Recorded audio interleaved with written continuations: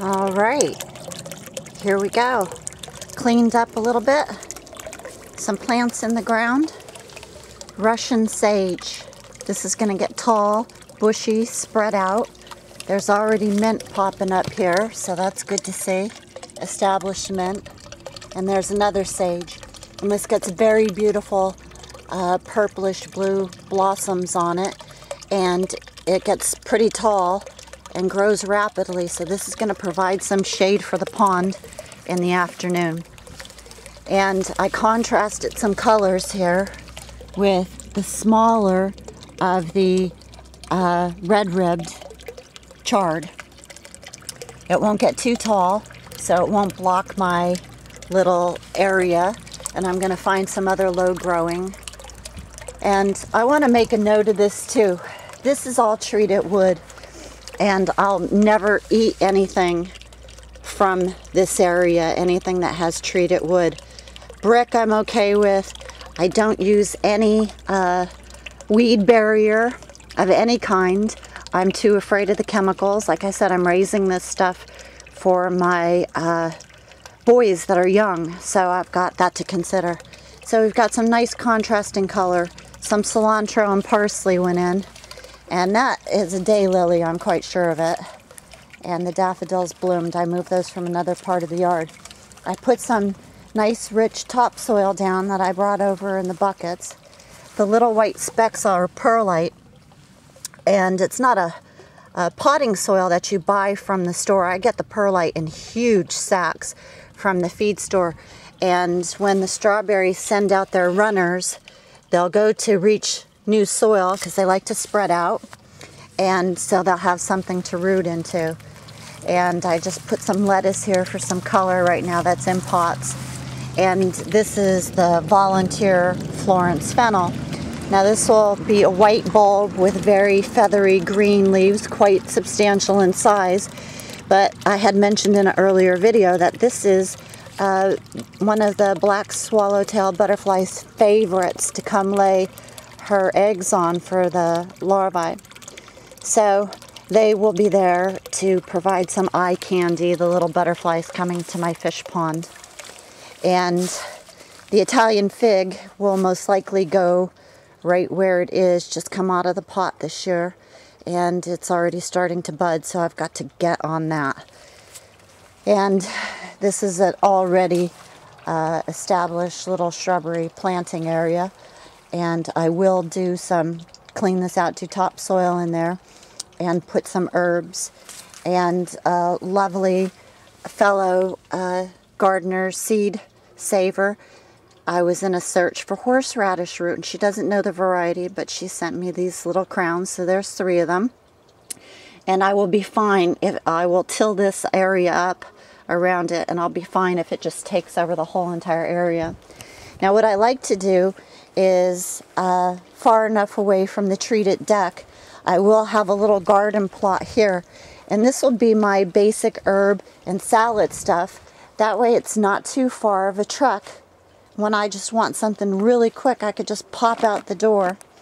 And I hope the banana comes back. And this is going in the ground today. And this is the topsoil from the last place that I'm going to have trucked in. See how gorgeous dark it is? So that's what's going to get me started, these bins. And here's my direct sow for today. The selection, I've got spinach and greens, cool weather, peas, that type of thing. So it's very, very good. It's coming along. This will all be pots here because it's alongside of the deck. I might make a little bed right here. And I started the alongside the driveway, which will have all kind of beautiful tall amaranth and sunflowers and borage. And the amaranth is red, and I contrast it with the yellow sunflowers and the blue borage, and it's just stunning when it all comes up. But I put some parsley and cilantro over here. I'm fond of that for a nice green ground cover. So all along here is going to be planted, and then when I get back to here, this is going to be quick growing evergreens. Like I said, I'm not even going to pan up because that's just a mess over there in the neighbor's yard. I'm talking quietly now. Anyway, I moved a rose bush. There's a gorgeous gardenia, and I don't know. I hope we could take the building down without disturbing it and leave it right where it is, and maybe even leave the brick walls intact as little garden accents. But I went ahead and removed the bricks here. They were in great condition, and I'm going to just lay them as they were, but in front of my steps. And with it being the first year on the property, it's going to be some trial and error to see what's happiest where. So I chose this spot for the blackberries. The blackberries over at my other spot did really well in the beginning of the season, and then they just got fried. The sun got so intense late in June, so I'm going to offer them a little bit of shade behind the trailer. So this will all be planted as well. I'm going to have all kind of berry bushes along the fence line, and I'm going to get the thorny wild ones as a barrier.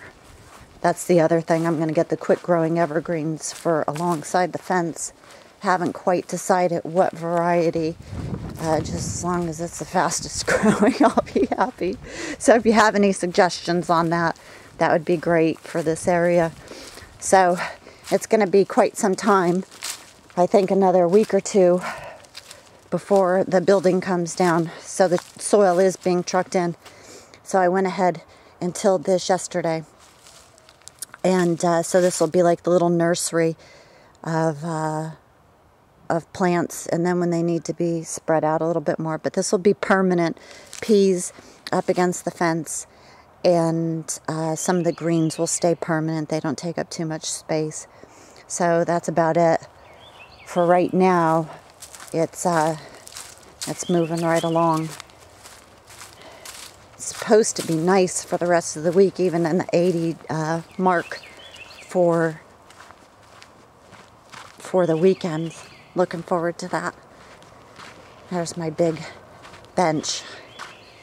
I got to clean that up. I'm going to take that in to where we're going to have a little dining area. Not little. I mean, this thing's over 9 feet long. That's an old oak church pew, circa late 1800s. I think around 1880. Anyway. All right, hope you guys are well and doing what you need to do. I'll talk to you soon. Arrivederci.